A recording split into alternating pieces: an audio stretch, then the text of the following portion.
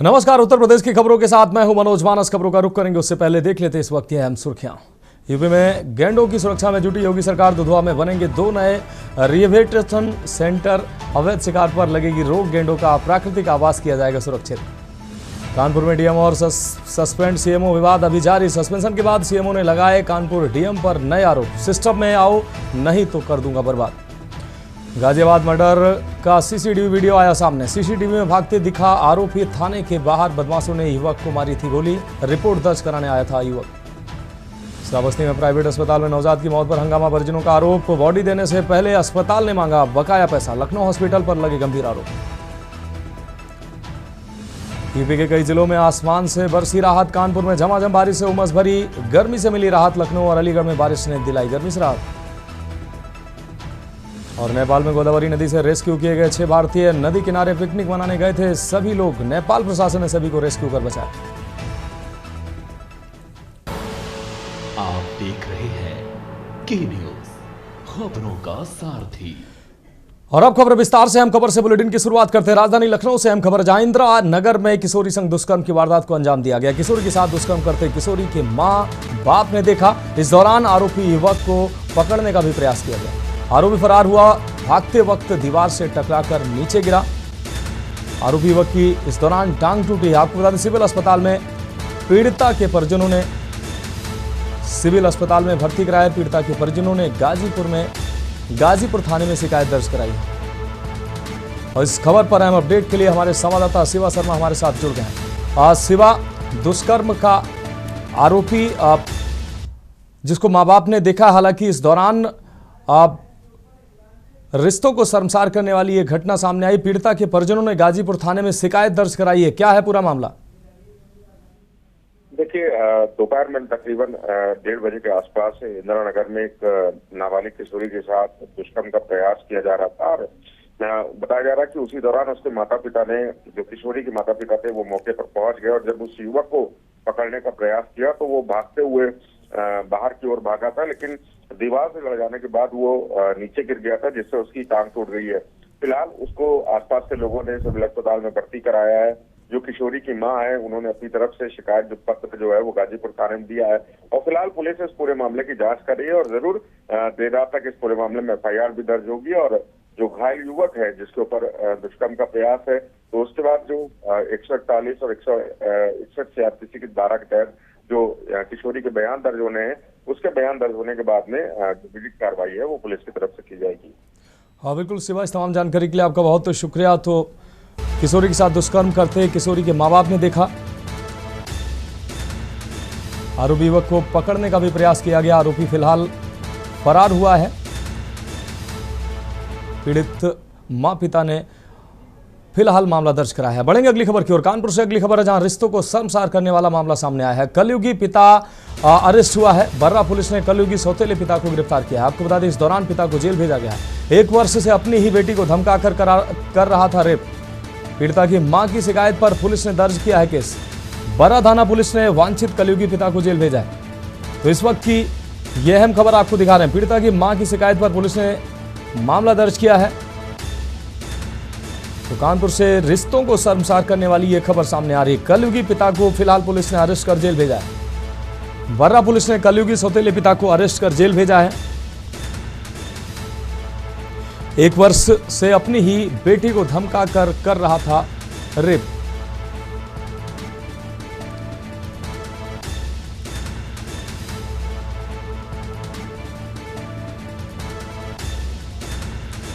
तो कानपुर से रिश्तों को शर्मसार करने वाली घटना सामने आई है। हालांकि के न्यूज ने इस खबर को प्रमुखता से दिखाया था। बर्रा पुलिस ने कलयुगी पिता को अरेस्ट किया है। 1 वर्ष से अपनी ही बेटी को धमकाकर रेप कर रहा था ये कलयुगी पिता। पीड़िता की मां की शिकायत पर पुलिस ने मामला दर्ज किया है और आरोपी पिता को गिरफ्तार कर उसको जेल भेजा गया है। इस रिश्तों को शर्मसार करने वाली खबर कानपुर से सामने आ रही है। बर्रा पुलिस ने कलयुगी सौतेले पिता को गिरफ्तार किया है और उसको जेल भेजा है। मां की शिकायत पर फिलहाल मामला भी दर्ज कर लिया गया है।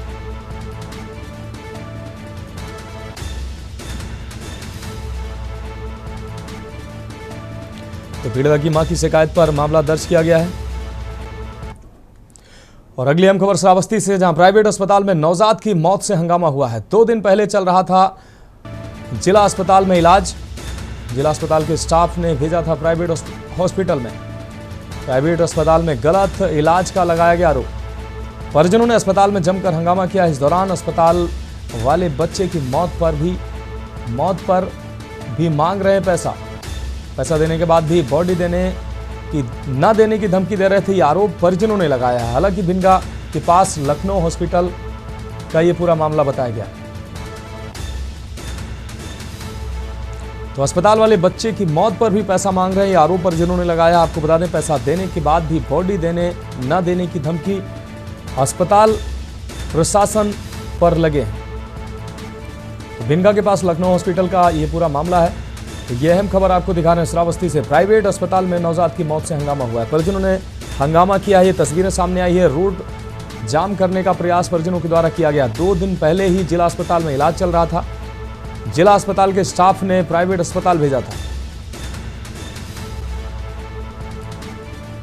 वहीं प्राइवेट अस्पताल में इलाज के दौरान गलत इलाज का आरोप लगा है और इलाज के दौरान मौत की खबर सामने आई।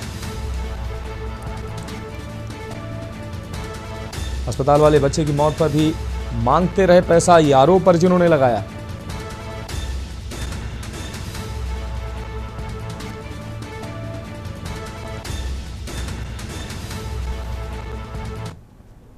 और अगली खबर राजधानी लखनऊ से, जहां नशे में टोला दिखा ट्रैफिक दरोगा। वीडियो वायरल हुआ है। फुटपाथ पर सजी मिट्टी के बर्तनों के बीच बैठा दिखा है दरोगा।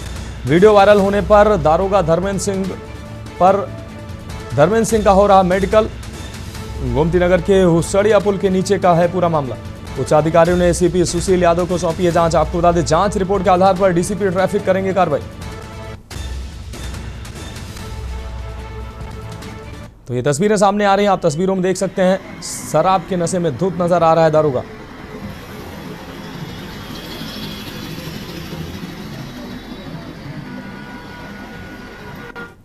तो उच्च अधिकारियों ने एसीपी सुशील यादव को सौंपी है जांच।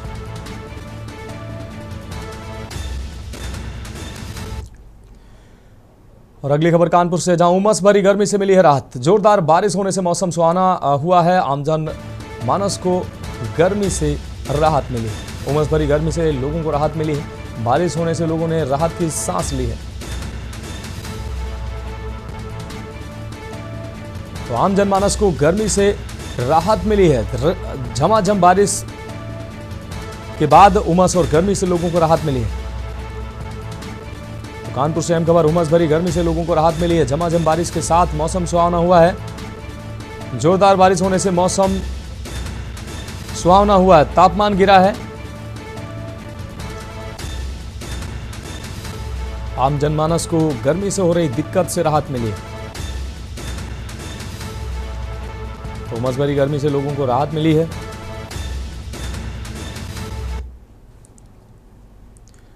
बढ़ेंगे अगली खबर की ओर। कानपुर से अगली खबर, जहां महानगर के डीएम जितेंद्र प्रताप सिंह और कानपुर के मुख्य चिकित्सा अधिकारी हरिदत्त नेमी के बीच जुबानी विवाद इस कदर बढ़ा कि आज यूपी सरकार ने कानपुर के मुख्य चिकित्सा अधिकारी को सस्पेंड कर दिया है।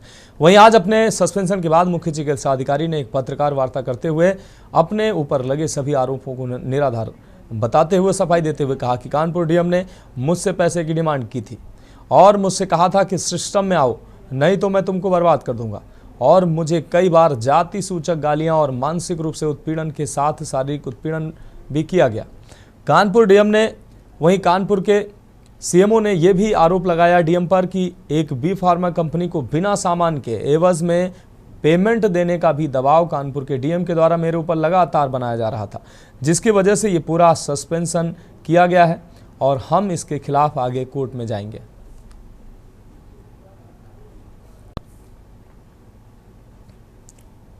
लखनऊ गलियारों तक पहुंचा कानपुर के डीएम और सीएमओ का मामला, जिस पर अब शासन ने एंट्री कर ली है। शासन ने सीएमओ को निलंबित कर दिया गया है, लेकिन इस वक्त हमारे साथ निलंबित हुए जो सीएमओ हैं वो हैं, उनसे बातचीत कर लेते हैं। डीएम सर लगातार आपके ऊपर दबाव बना रहे थे, तो उनका जो मुख्य पीछे दबाव था वो किस तरीके का था? उनका दबाव यही था कि मेरी जैसे कोई भी किसी हॉस्पिटल में गए चेक करने तो मुझसे कहते थे ये ऐसा क्यों हो रहा है, इसकी गलती तुम्हारी है, ये तुम सीख ही लो। तो मैं इनसे ये कहता था जब आप जाते हो और आपको एब्सेंट मिलता है तो आप भी तनख्वाह काटते हो, उसका बाधित करते हो, मैं उसका एक्सप्लेनेशन कॉल करता हूँ, लेकिन मैं उससे ज़्यादा उससे कुछ कर नहीं सकता। अगर वो DHS के थ्रू रखा गया तो DHS में जाके वो टर्मिनेट हो गया, सस्पेंड होगा, और अगर वो परमानेंट वाला है तो भी मेरे अंडर में इतना आता है कि मैं उसका कुछ टाइम के लिए उसका इंक्रीमेंट रोक सकता हूँ, या कुछ इस तरह का मेरे लिए छोटी सी सजा तो मैं दे सकता हूँ, उसको एक जगह से दूसरी जगह भेज सकता हूँ।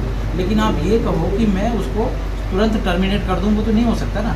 अगर स्वास्थ्य विभाग में ऐसे टर्मिनेशन या सस्पेंशन ही चल देगा तो पता चला कि इस महीने में जो सोर्स टर्मिनेशन हो गया, सस्पेंशन हो गया, तो काम कैसे चलेगा? कुछ पैसे की भी दिक्कत? हाँ, मुझसे बराबर उनकी पैसे की डिमांड थी DM साहब की, जो मैं उनकी पूरी नहीं कर पाया। उसी के चक्कर में वो मुझे बराबर दबाव भी बनाते रहे और परेशान भी करते रहे। मैंने कई बार मिलने के कहा तो उन्होंने मिलने भी नहीं दिया, मिले भी नहीं मुझसे। मैंने फ़ोन पे भी और व्हाट्सएप पे भी उन्हें मैसेज किए थे, और मैंने कई बार उनसे कहा कि सर मिलना है, तो मिले भी नहीं। और मेरे से बराबर ये दबाव और मेरे जाति सूचक सब, पैसे की डिमांड और बराबर मुझे परेशान करना, और जाति सूचक सबके साथ भी मुझे प्राइवेट रंग के लिए बोलना उल्टा सीधा, और मैं जो आपसे बताने नहीं चाहता मैंने बाकी को बताया, तो इस तरह से मेरे साथ रहा।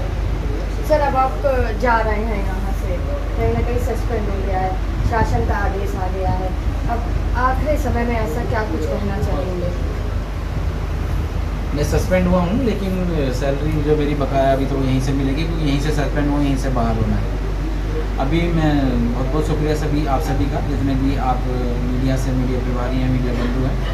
और मैं समझता हूँ अगर मेरे से कोई कभी गलती हुई हो आप लोगों के लिए किसी के काम को लेकर, तो मैं माफ़ी चाहता हूँ। और मैं कानपुर की जनता से भी माफ़ी चाहता हूँ अगर कभी भूल से मेरे से कोई गलती हुई हो। यहाँ के जनप्रतिनिधियों से भी मैं माफ़ी चाहता हूँ कि अगर मेरे से कहीं गलती हुई है। वैसे मैं अब हाईकोर्ट जाऊँगा और अपना केस लड़ूँगा। तो ये थे हमारे साथ CMO डॉक्टर हरिदत्त नेमी, जिनका कहना है कि अब उनका सस्पेंड तो जरूर वो हो गए, लेकिन अब वो कोर्ट जाएंगे और इस भ्रष्टाचार के खिलाफ न्याय की लड़ाई लड़ेंगे। कानपुर से K न्यूज़ के लिए सारिका गुप्ता की। और इस बीच कानपुर से बड़ी खबर सामने आ रही, इस वक्त की बड़ी खबर कानपुर से सामने आ रही है। बिल्डर को 341 करोड़ का झटका। कानपुर से इस वक्त की बड़ी खबर सामने आ रही है। हाईकोर्ट की फटकार के बाद आवास विकास ने भेजा नोटिस। यशोदानगर में 256 एकड़ जमीन का मामला, 341 करोड़ की वसूली को लेकर परिषद में मचा हड़कंप। पहले भी 311 करोड़ का नोटिस दिया गया था इस बिल्डर को। कोर्ट के आदेश के बाद दोबारा जांच कराई गई, तो अब 341 करोड़ की वसूली का ताजा नोटिस भेजा गया है। प्राइवेट बिल्डर को आवास विकास परिषद का नोटिस। तो बिल्डर को 341 करोड़ का झटका लगा। 341 करोड़ का नोटिस आवास विकास की तरफ से दिया गया है। हाईकोर्ट की फटकार के बाद आवास विकास ने नोटिस भेजा है।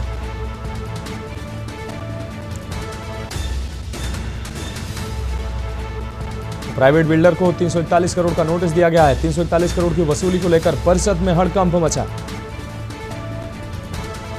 पहले भी 311 करोड़ का नोटिस इस बिल्डर को दिया गया था।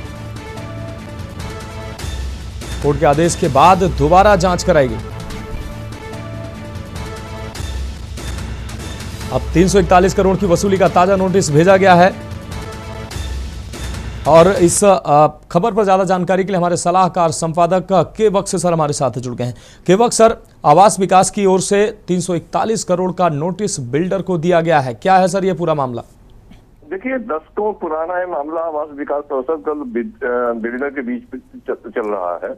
बिल्डर जिस समय आवास विकास परिषद ने उसको एक्वायर भी नहीं किया, तो जमीन को बिल्डर ने बना करके लोगों को उसको बेच करके और उसको रजिस्ट्री कर दी। अब मामला चलता रहा। फिर आवास विकास परिषद ने इनको नोटिस भेजा, पहले 311 करोड़ का, फिर 300 पहले 300 कुछ 3000 कुछ करोड़ भेजा, फिर अब भेजा 1100 करोड़ रुपए का नोटिस भेजा। ये बिल्डर जो पहला नोटिस मिला तो उसके बाद कोर्ट चले गए। कोर्ट में उन्होंने कहा कि भाई ये जो मैंने 256 एकड़ को हाई कोर्ट के आदेश से मुझे जमीन मिली थी, उसमें मैंने कॉलोनी डेवलप की और कॉलोनी डेवलप करके मैंने जो उनको जिसको खरीदार थे उनको सबको रजिस्ट्री कर दी। अब इस पे उनके डिफेंस लाइन ने कहा कि साहब नहीं है, तो डिफेंस लाइन को राहत भी पड़ी। उन्होंने क्या पूरा, उन्होंने कानपुर खरीद रखा है, जो 3 अरब इतने लाख का नोटिस दे दिया। क्या पहले उन्होंने एक छोटा सा शहर बनाया है, तो पूरा कानपुर शहर खरीद लिया। इससे कोर्ट काफी नाराज हुआ और उनको हाई कोर्ट ने आदेश दिया आवास विकास परिषद को कि पूरी जांच कराई जाए, वो सही तथ्य निकाले जाए। जो इन्होंने नोटिस में दिया है, जो उन्होंने अपील में अपनी रखा है, इनको सारी चीजों को करते हुए वो अपील काफी भी। अब ये पहुंचा मामला जो आवास विकास परिषद, ये 3 साल पुराना मामला है, तो दबा रहा। फिर बिल्डर को नोटिस लेटेस्ट नोटिस पहुंचा, तो फिर आवास विकास परिषद गया, तो वहाँ हड़कंप सा मच गया है। और कल एक बैठक बुलाई गई, आपातकालीन बैठक की। ये नोटिस कैसे, किसकी कमी से भेजा, पहला नोटिस किसकी कमी से, मतलब किसकी वजह से भेजा गया, और इसकी जांच पूरी की नहीं गई। अब आपातकालीन बैठक बुलाई जाती है, बैठक में क्या किया जाता है, क्या ये निकलता है, तो कल आने वाली बैठक में पता चलेगा। लेकिन ये बहुत बड़ा मामला है, इससे साफ जाहिर होता है कि आवास विकास के परिषद में जितने अधिकारी है पूरी तरह से काहिल है, वो काम नहीं करना चाहते हैं, कोर्ट के आदेशों का अनुपालन नहीं करना चाहते हैं। तो ये दशकों पुराना मामला है। बहरहाल बिल्डर के ऊपर जो नोटिस भेजा है, बिल्डर ने कहा कि मेरी बात नहीं मानी जाती है, तो फिर हम कोर्ट की शरण में जाएंगे। बहरहाल अब आवास विकास परिषद खुद जो है शक के घेरे में आ गया है। हाँ, बिल्कुल सर, इस तमाम जानकारी के लिए आपका बहुत शुक्रिया। तो हाईकोर्ट की फटकार के बाद आवास विकास ने 341 करोड़ का नोटिस भेजा है। यशोदानगर में 256 एकड़ की जमीन का ये पूरा मामला है। 341 करोड़ की वसूली को लेकर परिषद में हड़कंप मचा है। फिलहाल खबरों में वक्त एक अहम ब्रेक का, जल्द हाजिर होंगे। ब्रेक के बाद उत्तर प्रदेश की खबरों में एक बार फिर से आपका स्वागत है। बढ़ेंगे अगली खबर की ओर। कानपुर से खबर है, जहां सस्पेंड सीएमओ और जिलाधिकारी विवाद, हरिदत्त नेमी की योगी आदित्यनाथ को चिट्ठी में डीएम जितेंद्र के ऊपर लगाए गए गंभीर आरोप। चिट्ठी में लिखा, मैं अनुसूचित जाति का हूं। डीएम जितेंद्र प्रताप सिंह ने मुझे जाति सूचक शब्द कहे। सीबीआई की चार्जशीट कंपनी को काम देने का दबाव डाला। मुझसे रिश्वत मांगी, मेरा शोषण हुआ, मुझ पर भी कार्रवाई हुई। हरिदत्त नेमी ने चिट्ठी लिखकर डीएम पर गंभीर आरोप लगाए। तो सीबीआई की चार्जशीटेड कंपनी मुझसे रिश्वत मांगी गई, मेरा शोषण हुआ और मेरे ऊपर ही कार्रवाई हुई। हरिदत्त नेमी ने चिट्ठी लिखकर डीएम पर लगाया आरोप। कानपुर से अहम खबर, सस्पेंड सीएमओ और जिलाधिकारी का विवाद। हरिदत्त नेमी की योगी आदित्यनाथ को चिट्ठी। चिट्ठी में डीएम जितेंद्र प्रताप सिंह के ऊपर लगाए गंभीर आरोप। चिट्ठी में लिखा, मैं अनुसूचित जाति का हूं। डीएम जितेंद्र प्रताप सिंह ने मुझे जाति सूचक शब्द कहे। सीबीआई की चार्जशीटेड कंपनी को काम देने का दबाव डाला। और अगली खबर का रुख करेंगे खबर हापुड़ से, जहां आपको बता दें, भ्रमण पर एक साथ निकले डीएम अभिषेक पांडे और एसपी कुंवर ज्ञानेंद्र सिंह ने मानवीयता की मिसाल कायम की है।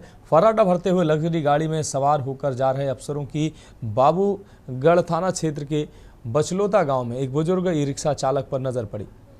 ई रिक्शा चालक को देखते ही अधिकारी गरीब की मजबूरी समझ गए, जिससे उनका दिल पसीज गया। डीएम एसपी ने तुरंत गाड़ी रुकवाई और चिलचिलाती धूप में एसी गाड़ी से उतरकर ई रिक्शा के पास पहुंचकर इसी पर सवारी की। बाद में उन्होंने ई रिक्शा चालक को 500 रुपये थमाए। ग्रामीण अधिकारियों की सराहना करते रहे कि अफसरों ने एक झटके में ई रिक्शा चालक को पूरे दिन की दिहाड़ी देकर लाभान्वित करा दिया।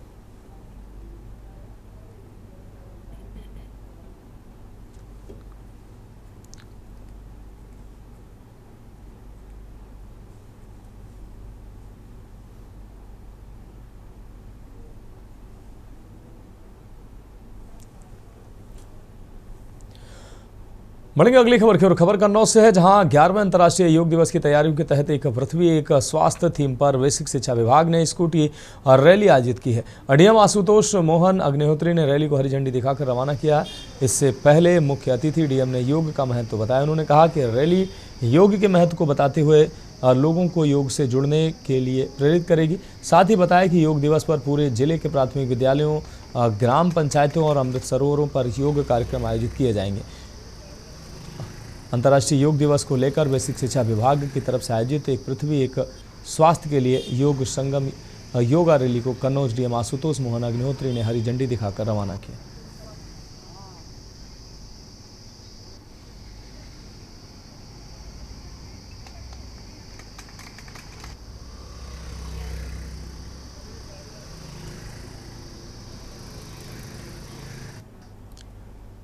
फिलहाल उत्तर प्रदेश की खबरों में अभी के लिए मेरे साथ इतना ही। मुझे दीजिए इजाजत और आप देखते रहिए के न्यूज़ इंडिया।